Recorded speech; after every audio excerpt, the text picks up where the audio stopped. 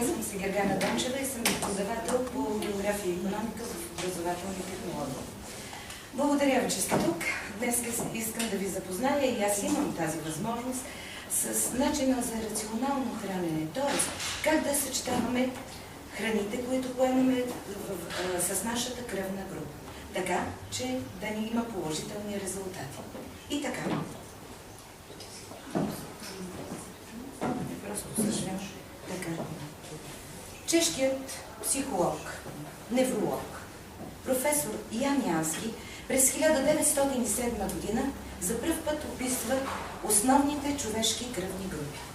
Именно той определя, че най-древната човешка група, това е нулевата група.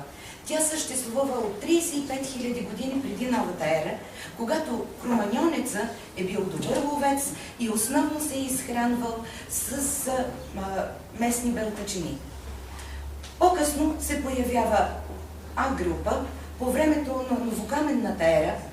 Заседнал живот водят земеделците в Средна Азия, в Централна Азия и те се изхранват основно с зърнени храни и зеленчуци. По-късно, още по-късно, по времето на Великото преселение на народите, се появява кръвна група Б. Тази кръвна група е характерна за номадите, които основно са се изхранвали с мляко, млечни продукти и зърнени храни. Най-късно се появява кръвна група АБ. Тя се появява едва преди 10-15 века.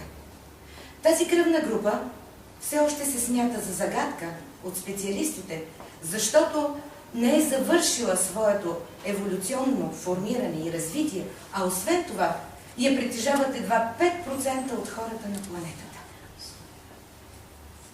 В червените кръвни телца, еритроцитите, се съдържа едно слепващо вещество, което се нарича хемаглутиноген. Съжалявам за сложните биоложки термини. Така, аз съм все пак географ, това не бива да се забравя. И така, това слепващо вещество не се притежава от всички кръвни групи. Например, в нулева кръвна група няма такова вещество слепващо. В кръвна група А и Б има едно слепващо вещество, а в кръвна група АБ има две слепващи вещества.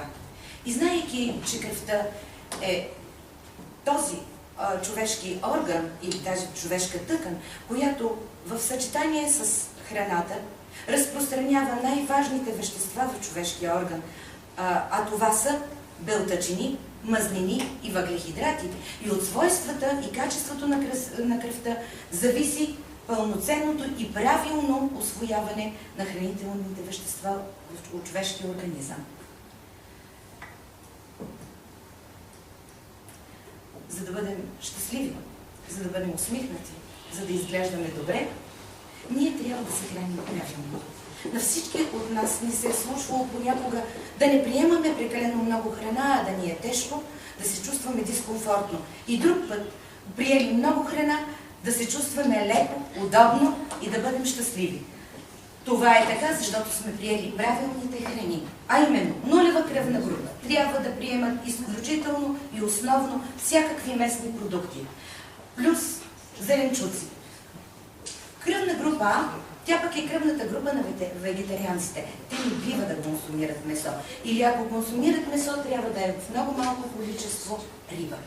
Кръвна група Б, тя е най-привилегированата.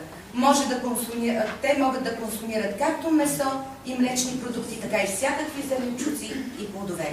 И накрая, кръвна група АБ, която е съчетание от предходните две групи, могат да консумират, но все пак трябва да спазват вегетарианско меню, могат да консумират соеви, зърнени храни и млечни продукти и мъничко количество месо и рибни продукти.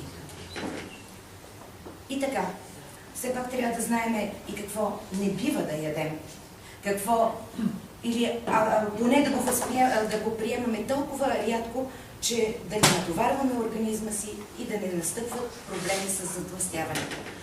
Това са, виждате, изброени кръвните групи. Всяка една кръвна група има своите приоритети и своите негативи. Така, с зелено. Вие виждате с по-тъмно зелено, това са показани онези продукти, които може без ограничение да приемате. С по-светло зелен цвят, който беше жълт на другото видео, са показани продуктите, които много рядко можем да си позволим да консумираме. За съжаление обаче, на белия фон с червена рамка, това са продуктите за всяка една кръвна група, които не бива да се приемат или трябва много, много рядко. Просто трябва да ги избягваме по възможност. Така, всеки един от вас може да прочете и да си направи равносметка какво е добре за него и какво не е. Знам, че най-големи проблеми настъпват при плодовете, защото основно цитрусовите плодове, които са любими на всички нас, се оказват нежелани за консумация за повечето от кръвните групи. И така, можете да опитате и вие. Това не е диета, не е някакъв много тежък режим на хранене, но ако в дългосрочен план спазваме тези препоръки, които аз ви направих за храненето, със сигурност ще изглеждате добре, ще се чувствате перфектно и ще забавите процесите на стареенето. Благодаря ви за вниманието.